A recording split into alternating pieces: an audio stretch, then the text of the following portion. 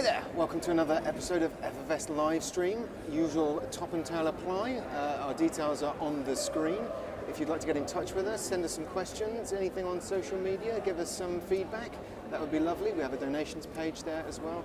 You can email us or tweet us, we don't mind. We're a broad church. We're going to dive straight in to our two guests today. Hello. Hello. How are you doing? Very, very well. Bit early for us, but this is fine. A little early, but you're looking well with it. Thank Thank you. You guys, now let's get this on the table to start with. You're a couple. Oh my God! You want us to get on the table? And you have That is a early for that. huge amount of Edinburgh experience. Between us, Yeah. yes, we do. Well, in fact, yesterday was the anniversary of when we officially got together here in Edinburgh. 12 years ago, up in the Loft Bar, just around the corner. Yeah. And that's carried on. 12 years. Apparently, yes. Yeah. On and 12 off. years. No, Still on. happy. No. We only split up that once on our anniversary 6 years ago. Yeah.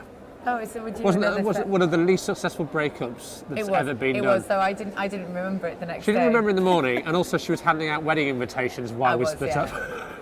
So presumably Edinburgh is very special in Very in your special. life. Yeah, it Yeah. is. Kirsty, when did you start coming? In 2003, I did my first one with Mitch Ben in the Gilder Balloon, and I was also doing the late and live band in the middle of the week, so I kind of got to meet a load of people who are now kind of in my life all the time. Yeah, it's great. And you do all sorts of things up here. You're MDing shows. I am MD shows, I guest in shows, I perform in shows, but yeah, I generally now my role is to MD a comedy show, but I've done that for dozens of people and dozens of comedians. So You've yeah. done your own solo shows as And well. I did my own solo show 2 years ago, yes. And you run a very fun night in London. Yeah, well, which one? Just the lovely fun one. Distraction Club. Distraction Club or the sing-along? The sing-along. I The was thinking. sing-along, Sorry. She runs so many fun nights in I London. do I too bet. many fun nights. I don't know. Yeah, Distraction Club's a musical comedy night that I run, and the sing-along is it's kind of mental health for the drunk people. That's very much in our wheelhouse. Yes. The first part, sometimes the second. Yes. Yeah. And Nick, you're a stand-up. I am a stand-up, and not a singer. Right. No, well, you're singing in your yeah, show. my show this year, I've got music in it, so I sort of sing and play as well, which Yeah. just adds an extra level of, oh God, am I really doing this in front of people? Yeah, but you can. We kind of met because he was jamming on a keyboard at a party. Yeah, that's true. Yeah. That must be nice. So sort of your Edinburgh family is just regular family. We usually talk at this point about, how people support each other during the Fringe. You guys have a ready-made network. Well, I've been coming up here since 1993. We worked out in a cab while the cabbie was trying to guess how old we were. Yeah, my first show here was a sketch show when I was a student, which was in 1993. Someone's old. How's it terrifying. changed since then? Just as a festival, bigger. as a... Yes, it's constantly got bigger, and I think largely the audience is expanding with it, and maybe in the last few years we might have hit peak audience, so that there's the maximum audience spread amongst an ever larger number of shows.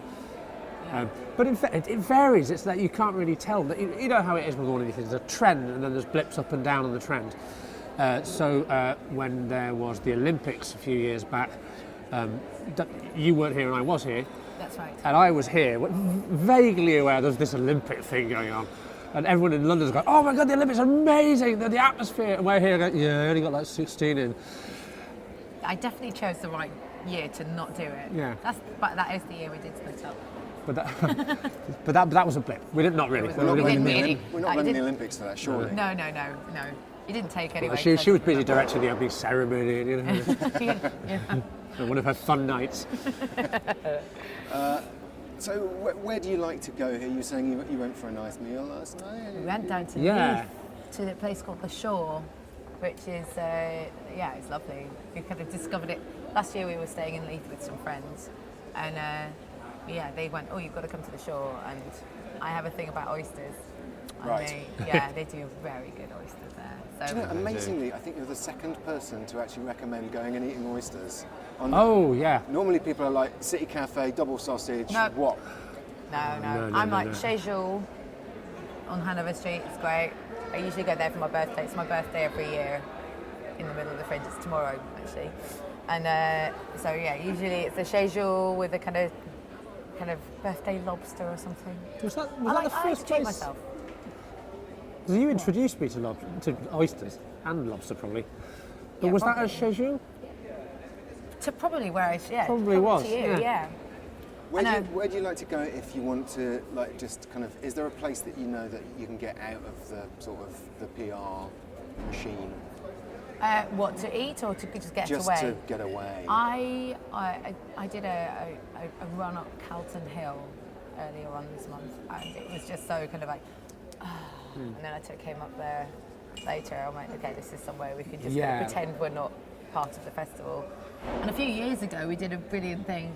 We couldn't do it the other day. No, because of the The cloud. weather was not good enough, but they have the Perseid meteor shower. Oh, yeah. And but there's too much light in the Yeah. city, so we got our car here, so we drove out of the city for about 25 minutes, and brought like big sleeping bags and laid down in a field and watched all the shooting stars. And you could see it. It was. Oh yeah, because Yeah. you just got to drive until there's no light.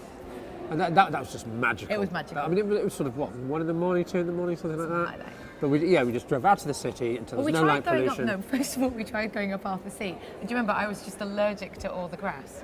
Oh, yeah. So I then sort of yeah. like, that's a useful actually, do you tip. know what? And it's still too much light. Let's just get completely out of here. So we sort of drove to the middle of nowhere and lay in a field and looked at the stars and watched Did that for a couple shooting of hours. stars for it hours. was Yeah, amazing, that was pretty special. That's my tip. Yeah. There's audiences up here. How do you find those? Nick probably.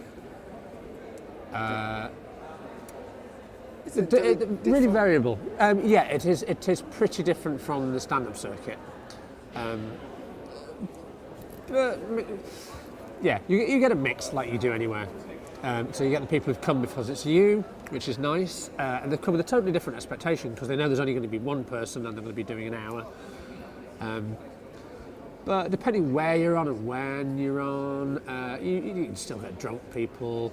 You get people who are expecting something they're not going to get, and then you see them start to shift around in their seats for the first 10 minutes, and either just they're annoyed they're there for an hour, or they sort of get one over and settle into it. Because there's so many genres up here, it's easy to sort of bounce into something that you're like, hang on, I thought I was seeing a ping pong juggling thing, and actually it's. I think that's when Exactly. I did my show 2 years ago. I tried to do a bit of everything in it just to kind of make everyone happy. Yeah, I think that's the true cabaret show, you know, Yeah. that variety performance. But it was just mainly just me. Although you said that it was Nick who came on, he came to the one that you guested on. Yes. You had a special guest on every day. I had a different special guest every day. Yeah, we were cheated. Yeah, Yeah, that's it is. exactly that. That was the day you This had guy a guest, can't even but sing, we said. a guest, but not a special guest. I mean, you're quite special to me. I married you. So it's about as special as it gets. So what's your favourite venue in Edinburgh? Is there a place you like to go, either to watch stuff or Watch to stuff. perform? It's a good question. Oh, that's a good question. I keep discovering new ones. Yes, that's true. Actually, I've been coming 16 years now, and still loads that I've never been at. I'm really enjoying playing in the Queen Dome over there at the moment with Arthur Smith. That's a really lovely in the round, warm room. It's a really gentle, warm show. It's a really beautiful, heartwarming show, and so it really suits having a kind of almost womb-like kind of warm. Nice. It's lovely. I really enjoyed that room. I did several shows up in the Ace Dome, which is quite nice, but it's not as good.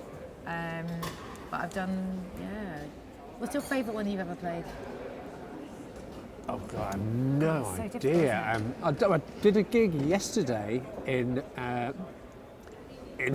well, I called it an adult cinema. That wasn't fair, but it's called the Cinema Room in the Banshee Labyrinth, and it's I've never it's been a in gorgeous, tiny little really? cinema. Yeah, it's like a sort of little art house cinema room with that's nice cool. horror references on the wall. Some of which you get, some of you go, oh, that's Alien, and then you go, that's the painting from Ghostbusters 2.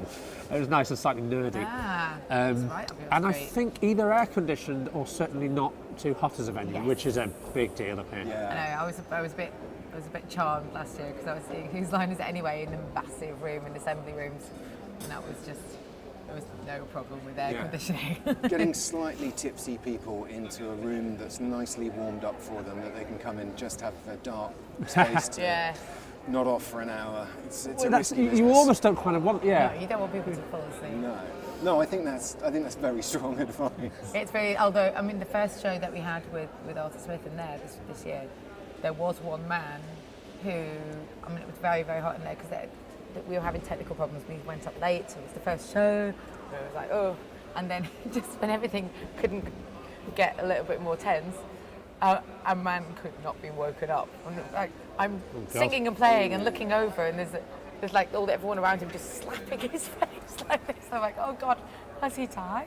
We had a classic moment the other day where a woman on the front row, the very front row, she came in, she sat right in the front row.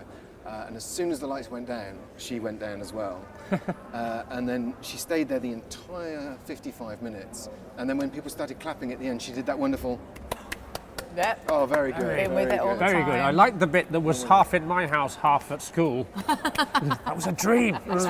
This was a very confusing 30-second show, but 5 stars. What advice would you give to somebody who's never been to Edinburgh before and thinks, fancy a bit of that, next year As a performer? Yeah. I think what's really important, and it took me a while to figure this out, is don't say yes to everything. Because I used to run around doing 8 shows a day and then wonder why I was having a nervous breakdown. You know, and the kind of, I'd get there and just think, I mean, I managed. I don't know how I managed. I was young, I think, maybe that was it. But I don't concentrate on 1 or 2 shows. Don't do more than that. It is a marathon. It's a marathon, and Yeah, it also really is. just make time to. Don't try and see all the shows as well, and don't beat yourself up if you don't manage to. Keep all your promises of all the shows you're going to see. You won't see them all. There's no way you can see them all, and if you do, you'll be tired. So just practice a lot of self-care. Get out of the city, walk above the sea, or Salisbury Crags, or Calton Hill, or just go to Portobello Beach in the sun. Can't be beaten. Oh yeah, and again, that was last year maybe was the first time I'd ever been. No, I down took to you the- to a couple of years ago. Maybe it was, 3 okay, years ago. but We're all going into one now. We've been here. yeah, but if we're counting since 1993, that's still a lot of years coming to Edinburgh without even knowing that bit existed. Don't break up like right now. Although if you want to, it's great television. We're done. Yeah, You're unfortunately. not even wearing yours. Already. Well, This is over. She knew she was coming on camera. Hey guys. I developed an allergic reaction to my wedding. First of all, Because she was having unfaithful thoughts. There's a curse that I put on it. From the wizard I bought it from. It's enchanted. Well, I'd already lost my engagement ring because I lost weight and it fell off somewhere between Sheffield and London about 7 years ago. And then I developed an allergy to my wedding ring. Well, that's not very good. I know, well, maybe someone should have bought me a more expensive wedding ring. Again, let's not break up. Seriously, if you want to. Latex rings are like the new thing. Nick, from a stand-up's point of view, if there's someone out there who's not done Edinburgh before and is thinking from a practical point of view, in terms of like venue or how to approach like coming up here. Don't. That's very selfish from my point of view. That should automatically be the first advice you give anyone who wants to stand up at all. Don't do it. And then if they still do it, then they really... Is that to try and rule out competition for you? Yeah, exactly. Okay. Yeah. Well, there's enough of us. We don't need be a teacher. We need teachers and nurses. I just stopped being a teacher. Be a teacher. I would say try and be clear what you want from it and realistic about what you'd like to get. Don't think that your year has been a failure if you haven't been shortlisted for the main prize or something like that. There's an enormous amount of benefit in itself to writing a new hour of material and doing. Who does that? No one turns over a new hour of stand-up material in a year on the circuit. Edinburgh makes us do that. But back when Louis C.K. was mentionable, the thing that people used to go on about him was that he'd write a new hour every year, and all the American comics, people like Chris Rock saying, "Oh, Louis nuts! Who writes like that?" Well, everyone who does Edinburgh. Yeah. And you should realise that that's an end in itself. You know, a new hour that you're happy with is an astonishing achievement. And it's also an amazing place to workshop that. Well, exactly. Well, if you're Where doing else it can you constantly, do? where else can you do the same thing and hone it every day and find out what works with different kinds of audiences? Because you're never going to have the same audience twice. Yeah. You know, even something that's so weird. I really noticed in my first year I did Edinburgh, and it's borne out by all my experience since. Is that an audience that can sit there really quietly thinking, "Oh God, they're hating it. This is awful." They're the ones who will be the most effusive at the end and say, "You know, that was the best thing I've ever seen." And you're like, "Why didn't you tell your face?" And they might come back next year as well. And then they come back next year and they bring their equally Impressionable. stony-faced friends. Thanks. But no, they're the ones that buy the most merchandise, or you know, they might write the nicest, longest reviews from an audience point of view. So it's And also, they've probably seen 3 other shows that day already right. before you. So it's not like you're there as a performer thinking, this is unusual, I'm doing an hour just on my own, they're coming to see me. So that's really intense for you. But in fact, it's less intense for them than it would be if they just saw you in a club, because they've just been, you're like the 5th film they've seen on a plane. Right. That's how much respect you're getting as a show. And they might still love the film, but they've also seen a Jackie Chan one and a couple of old episodes of Friends. Alvin and the Chipmunks 3. Yeah. There's No disrespect. Yeah, no, there is. Oh, wow. I think it's called Chipwrecked. you know way too much about that. I'm not plugging it. Thank you so much for coming in and talking to us. Our You're pleasure. off, Been a you're pleasure. off into the wilds now. I've got to go up and do a press interview for Paul Merton's Info Chums because I'm going on tour with them next year. That'll be a bit of a come down after this, I imagine. But you know, best of It's luck fine. with it. I don't know. I have no idea what I'm doing. That's part of the fun of improv, isn't it? And Nicky, are you showing today? Or? Yeah, I've got the day, then I've got my show, and then I've got the Alternative Comedy Memorial Society, ACMS, which is a show that runs between 12 and 3. I hope I'm on first, but I won't be on last. I won't be on last. Well, I'm doing 11 till 3, so... Yeah, so we might both be finished at 3 a.m. Wonderful. Well, if you're out there at 3 a.m. wondering who to bump into, then bump into these 2 lovely people. I'll probably be getting a crepe. Or oysters. Or oysters. An oyster crepe. Thank you very much for watching. We'll see you again. Stay hydrated. Stay hydrated.